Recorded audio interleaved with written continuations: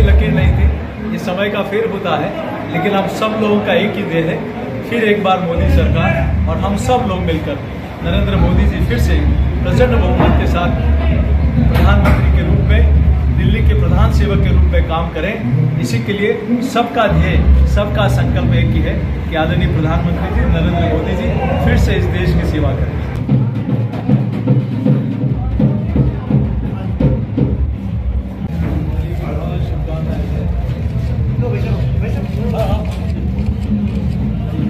पीछे आ जाओ थोड़ा सा।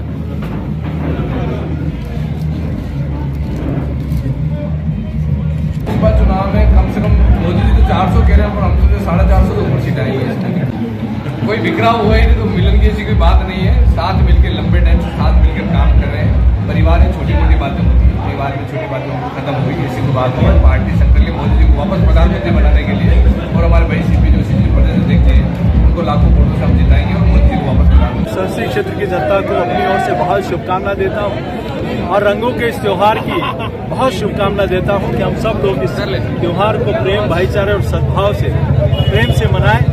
और ईश्वर से यही कामना करता हूँ कि इस पूरे प्रदेश में और संसदीय क्षेत्र की जनता के चेहरे पर हमेशा खुशहाली रहे, रंगों की बहार, इनके खुशहाली की बहार और रंगों का तोहफा इनको बार बार मिलता रहे। यही मैं अपनी ओर से बहुत शुभकामना देता हूँ। देखिए, जब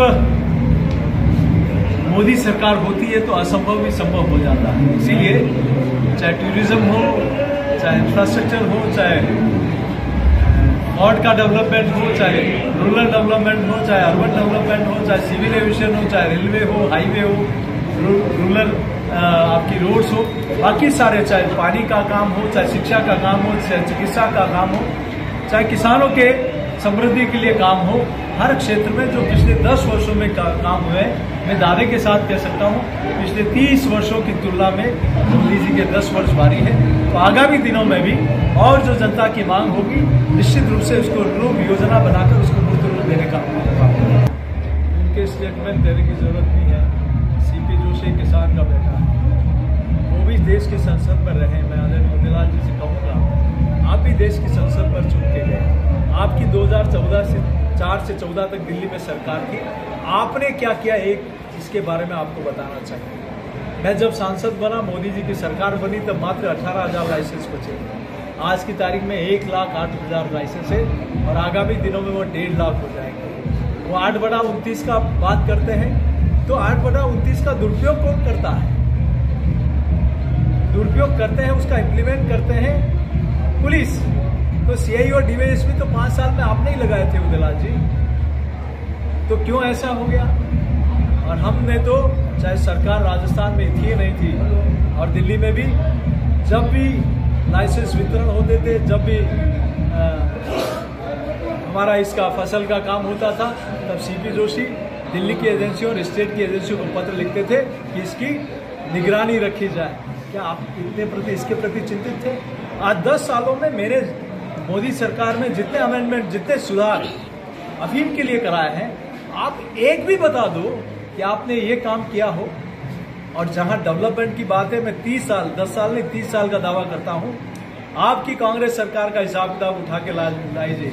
हाईवे हो, नेशनल हाईवे हो, सीआरएफ की सड़कें हो, दुर्ग का विकास हो, केंद्रीय विद्यालय हो, नवोदय विद्यालय हो, पासपोर्ट ऑफिस हो, टीएसपी हो, जल जीवन मिशन हो, चाहे हमारी सिविल एविएशन का काम हो, चाहे रेलवे का काम हो, आप आइए ना, स्वागत है, आप जनता के बीच में आइए। आपका 30 साल का हिसाब किताब अगर मोदी जी की सरकार के 10 साल भारी नहीं होंगे तो हम जनता के बीच में नहीं जाएंगे। हमने अपने लिए काम नहीं किया, 10 वर्षों में इस संसदीय क्षेत्र के विकास के लिए काम किया है। इसलिए मैं उनसे हाथ जोड़कर निवेदन करता हूं, आपको लगता है कि आपने कांग्रेस के 30 वर्षों में काम किया है तो उसका हिसाब किताब लाइए। हम 10 साल का हिसाब किताब लाएंगे। अगर हमने कम किया होगा, हम जनता के बीच में जाना छोड़ देंगे। अगर हिम्मत है तो आप आइए और आपके सरकार में जो काम किया है तो आपका स्वागत करता हूं, आपकी बड़ी मैं इज्जत करता हूं, लेकिन पहले अपनी सरकार का हिसाब किताब देख के फिर आइएगा, ये मेरा आपसे आग्रह है। देश की जनता चल पड़ी है मोदी जी को प्रधानमंत्री बनाने के लिए, कमल को खिलाने के लिए, क्योंकि 10 वर्षों में जो हुआ है वो अभूतपूर्व है। लोगों ने ये भी देखा है कि कांग्रेस ने सनातन को गाली दी है। लोगों ने ये भी देखा है कि कांग्रेस ने राम मंदिर के निर्माण में रोड़े अटकाए हैं। लोगों ने ये भी देखा है कि कांग्रेस ने धारा 370 को लगाया था और उसको फिर से नहीं है, इसके लिए प्रयास किए थे। लोगों ने ये भी देखा है कि किस प्रकार से कांग्रेस की सरकार में भ्रष्टाचार हुआ, किस प्रकार से कांग्रेस की सरकार में गरीब और किसान के लिए सिर्फ नारे और वादे दिए गए, लेकिन मोदी जी की सरकार में उसके ऊपर इम्प्लीमेंट हुआ, क्रियान्वयन हुआ। और इसीलिए लोग कहते हैं कि सपने नहीं हकीकत बनते हैं, इसीलिए देश के लोग मोदी जी को चुनते हैं। ये नारा पार्टी का नहीं है, जनता का नारा बन चुका है।